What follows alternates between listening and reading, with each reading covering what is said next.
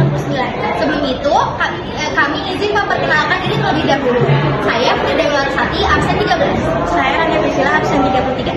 Saya Claudia, absen 7. Saya Lanita Nafadalatim, absen 19. Saya Muhammad Arki, absen 5. Saya David Zatir, absen 1. Selamat menyaksikan.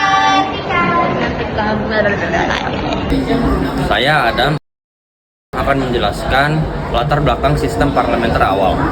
Parlemen Indonesia periode 1945 sampai 1949 berlatar belakang dari kebutuhan mengisi kekosongan lembaga legislatif pasca kemerdekaan. Awalnya Komite Nasional Indonesia Pusat atau KNIP dibentuk sebagai badan pembantu presiden.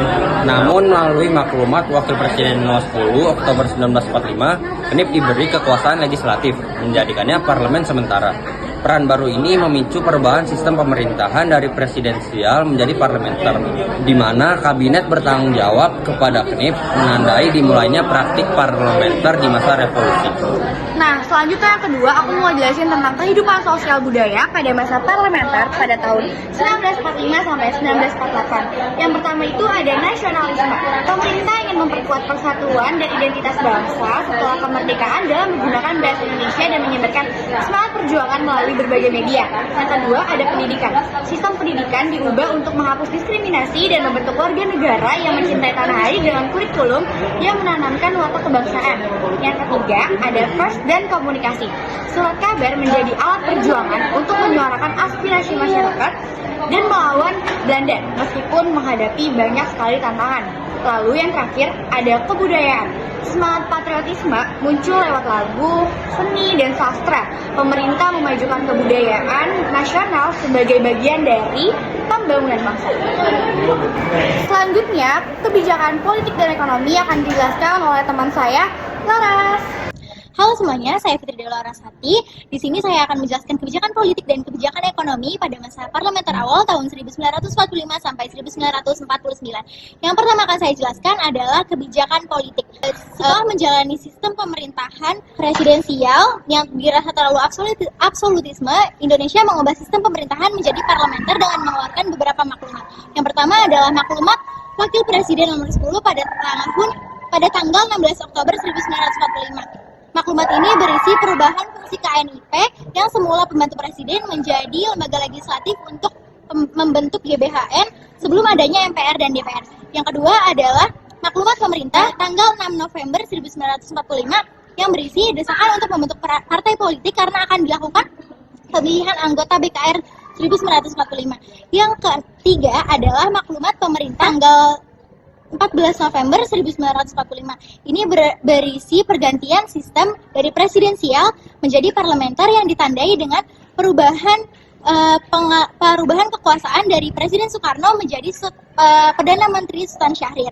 Arah kebijakan politik pada masa ini lebih berfokus kepada diplomasi internasional. Karena kondisi Indonesia waktu itu masih rawan, Belanda ingin kembali lagi lewat Nietzsche. Jadi pemerintah mengambil langkah diplomasi untuk mendapatkan pengakuan dari berbagai negara dan menghasilkan beberapa perjanjian. Yang pertama adalah perjanjian Linggarjati pada tanggal 25 Maret 1947. Pada perjanjian ini Indonesia diakui oleh Belanda dengan beberapa daerah yaitu Jawa, Sumatera, dan Madura. Sisanya masih menjadi perdebatan. Tapi melalui perjanjian ini berarti Indonesia telah diakui secara de facto menjadi negara yang berdaulat. Yang kedua adalah perjanjian Renville pada tanggal 17 Januari 1948. Dalam pelaksanaannya perjanjian ini difasilitasi oleh PBB. Isinya mempersempit wilayah RI yang tadinya Jawa, Sumatera, Madura menjadi lebih sempit lagi. Meski banyak yang menganggap ini adalah suatu kerugian, tetapi ini menjadi cara diplomasi Republik Indonesia agar tetap eksis di mata negara. Yang ketiga adalah perjanjian Rom-Royen pada tanggal 7 Mei 1949. Hasil negosiasi antara Muhammad Roem dan Herman van Rompuy dari Belanda menghasilkan perjanjian bahwa Belanda akan mengakhiri agresi militer Belanda dan mengikuti konferensi Meja Bundar. Yang keempat adalah konferensi Meja Bundar pada tanggal 23 Agustus sampai 2 November 1949. Dilakukan di Den Haag, Belanda akhirnya mengakui kedaulatan Indonesia pada tanggal 27 Desember 1949 walaupun masih dalam Republik Indonesia Serikat. Selanjutnya adalah kebijakan ekonomi.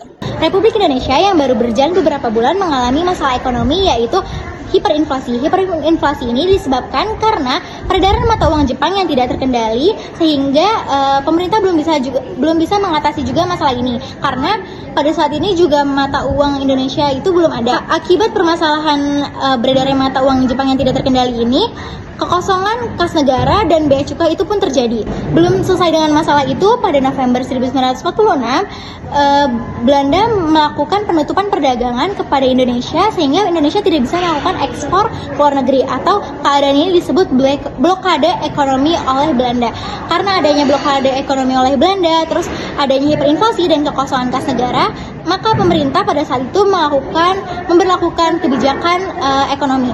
Yang pertama adalah melakukan diplomasi beras dengan India sebanyak 500.000 ton. Jadi India dengan Indonesia ini melakukan kerjasama. India mengirimkan bahan pakaian dan Indonesia mengirimkan beras kepada India. Lalu yang kedua adalah rencana Kasimo atau Kasimo Plan. Jadi Kasimo ini adalah Menteri Urusan Bahan Makanan Indonesia, dan dia itu membuat rencana untuk meningkatkan kehidupan rakyat dengan meningkatkan bahan pangan. Lalu yang ketiga itu adalah dengan mengadakan hubungan perdagangan dengan luar negeri. Upaya ini dirintis oleh BTC atau Banking and Trading Corporation. Lalu yang kebijakan yang keempat adalah pemerintah lewat Bank Tabungan Pos memberikan pinjaman nasional kepada rakyatnya dengan jangka waktu pengembalian selama 40 tahun. Lalu kebijakan yang kelima adalah kebijakan membuat ORI atau Uang Republik Indonesia untuk menerbitkan mata uang pertama Indonesia. Dengan BNI, Bank Negara Indonesia ditunjuk sebagai salah satu bank sirkulasi yang mencetak dan mengedarkan pada tahun 1946. Yang ketujuh adalah menghidupkan PTE atau Persatuan Tenaga Ekonomi untuk menggiatkan kembali partisipasi pengusaha swasta dalam pengembangan ekonomi di Indonesia. Beban negara juga dikurangi dengan adanya kebijakan rekonstruksi dan rasionalisasi. Jadi dengan adanya rekonstruksi dan rasionalisasi ini, beban negara dikurangi khususnya pada bidang administrasi dan pertahanan. Selanjutnya adalah membentuk planning board atau rancangan ekonomi pada Januari 1947 yang menghasilkan keputusan bahwa Indonesia harus melakukan penanaman modal asing dan melakukan peminjaman baik di luar negeri maupun di dalam negeri. Lalu selanjutnya adalah menyelenggarakan konferensi ekonomi pada 1946 dengan 2 tahap, yaitu konferensi ekonomi 1 pada Februari 1946 yang membahas pemerataan bahan makanan. Yang kedua adalah konferensi pada tanggal 6 Mei 1946 yang membahas tentang ekonomi pemerintah. Selanjutnya ada peristiwa-peristiwa penting yang terjadi pada masa parlementer awal. Akan dijelaskan oleh teman saya, Rania.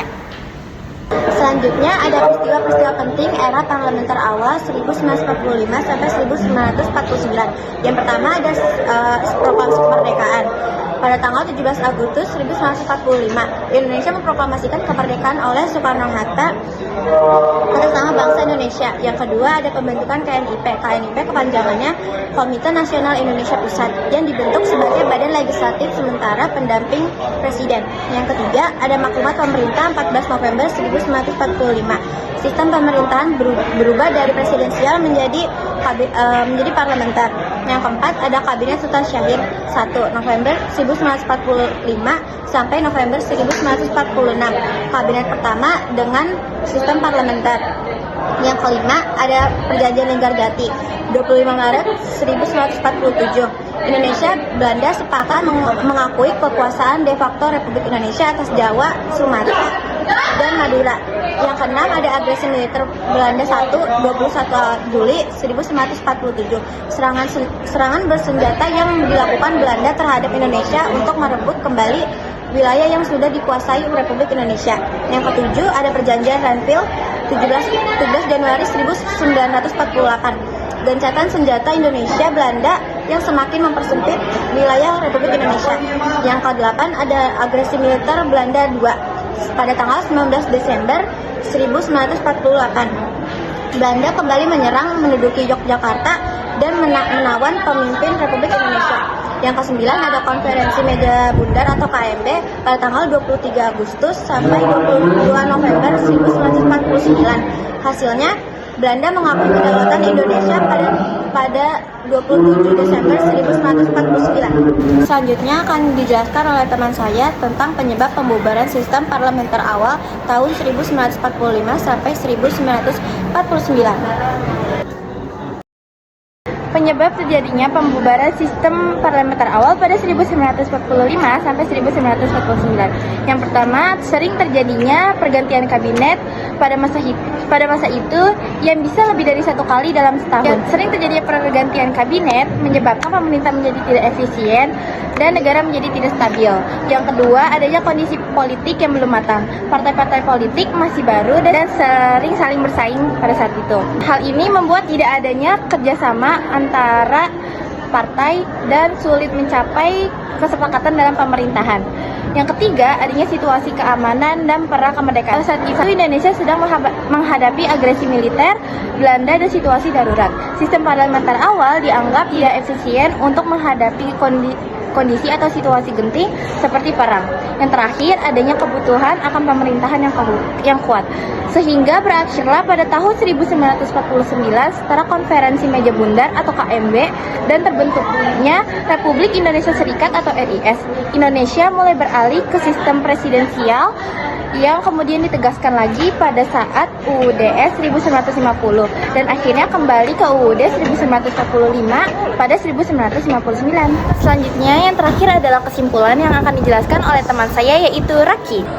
Kesimpulannya adalah era parlementer awal bermula dari persetujuan sistem multipartai pasca pengakuan kedaulatan. Meskipun kehidupan sosial budaya menikmati kebebasan, kebijakan politik ekonomi praktis membuat akibat fenomena kabinet jatuh bangun yang menjadi peristiwa sentral. Kegagalan sistem multipartai dalam menciptakan stabilitas nasional dan menyelesaikan isu-isu mendasar menjadi penyebab berakhirnya era ini yang secara formal ditutup oleh dekret Presiden 5 Juli 1999 menuju demokrasi terpimpin.